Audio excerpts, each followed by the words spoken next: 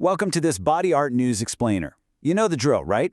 Every single summer, like clockwork, right as the weather warms up, those headlines start popping up in your feed. You know the ones. Your tattoo could be poisoning you, or study finds toxic chemicals in tattoo ink.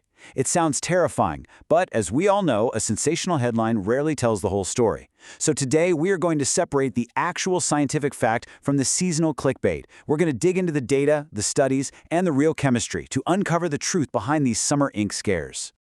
All right, here is our game plan. First, we'll look at the summer scare phenomenon. Second, we're deconstructing those crazy headlines. Third, we'll dive into the regulatory reality. And fourth, we'll wrap up with why traceability beats panic. So let's jump right into part 1, the summer scare phenomenon. Seriously, have you ever wondered why every summer brings this massive wave of terrifying articles about toxic tattoos? It's actually a totally predictable pattern, mostly because the incentives are built right into the news cycle. Summer is notoriously a slow news season. Plus, health scares just naturally attach to warmer months because, well, more skin is visible, and that means more tattooed skin is out there for everyone to see. Now, I'm not saying the underlying science they're reporting on is entirely made up, but here's the really critical part. The media aggressively strips away the context that actually makes the science meaningful. Crucial things like the dose, the exposure route, and the specific design of the study are literally just ignored. I mean, just because a lab finds that a substance is present in an ink doesn't automatically prove it causes harm in human skin. But when you're rushing to publish a summer clickbait article, that vital nuance is pretty much the first thing to go. Moving right along to part 2, deconstructing the headlines. Let's play fact checker and dissect the 3 biggest scare stories that just keep recycling through the news. Let's start with a classic. Tattoo inks contain cancer-causing chemicals. This is easily the most durable myth out there, and honestly, it's because it contains a tiny, tiny grain of truth. Historically, some inks did contain substances that are classified as carcinogenic, mutagenic, or reprotoxic under EU regulations. And that is exactly why the European Union stepped in with strict new rules to get them out. But, and this is a massive but, that regulation was entirely precautionary. They removed those substances based on a hazard classification just to prevent potential issues when placed in the dermis. It was a really smart policy move for sure, but it was absolutely not epidemiological proof that tattoos actively cause cancer in humans. The truth? The actual real-world evidence of harm is incredibly thin. And what's really wild is how the media recently weaponized one specific data point. Back in 2024, a study in eClinical Medicine looked at the Swedish National Patient Register and made huge headlines for finding a 21% relative risk increase for malignant lymphoma in tattooed individuals. Well, the media obviously ran with this number. It sounds huge. But if you actually bother to read the study's discussion section, the authors explicitly stated that causality could not be established.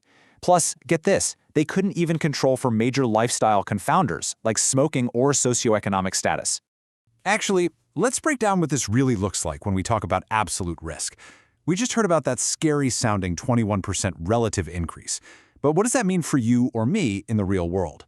For context, your baseline lifetime risk of developing non-Hodgkin lymphoma is about 2.1%. If that 21% relative increase were actually causal, which, remember, the researchers themselves said isn't established, it would only shift the lifetime risk up to roughly 2.5%. Guys, that is an absolute risk change of less than half a percentage point. And you better believe that vital piece of context is rarely, if ever, mentioned in the terrifying news coverage. Okay, on to scare story number 2. Ink stays in your lymph nodes, and that's dangerous. This one constantly recycles a very real 2017 study by a researcher named Shriver. They used this super advanced synchrotron X-ray fluorescence to prove that pigment particles like titanium dioxide actually travel from the dermis to your regional lymph nodes. The finding? Totally real. But the media spin on it? Wildly inaccurate. To understand why the media got it so wrong, we just need to look at what lymph nodes actually do. Think of them as your body's natural filtration and immune surveillance stations. Literally any particulate matter, small enough to be carried by your lymphatic fluid, is going to end up there eventually. So finding tattooed pigment in a lymph node is not a disease. It actually confirms your lymphatic system is working exactly the way it's supposed to. The original 2017 study never ever claimed these pigment deposits cause disease. And follow-up research hasn't found any consistent clinical evidence of immune dysfunction in tattooed people. It's an active area of research, absolutely, but it is definitely not a settled finding of harm. All right, here is scare story number 3. And honestly, this one is arguably the most misleading. Ink contains the same chemicals as car paint. This one is so frustrating because it heavily exploits chemical illiteracy to build a completely false equivalence in your mind. Let's talk about copper phthalocyanine, otherwise known as Pigment Blue 15-3. It is a true chemical fact that this exact molecule is the dominant blue used in tattoo inks, automotive paints, and yeah, even printer toners. Why? Because it's incredibly chemically stable, it's light fast, and it produces this vibrant, pure blue. But listen, shared chemical identity does not mean shared toxicity. What actually dictates safety isn't the name of the molecule, it's the purity grade, the particle size, and the manufacturing impurities. The real issue historically was that some lazy manufacturers used cheap, contaminated industrial-grade pigments loaded with heavy metals, instead of high-purity cosmetic or pharmaceutical grades. The chemical name might be the exact same, but the safety profile is literally worlds apart. Which brings us nicely to part 3, the regulatory reality.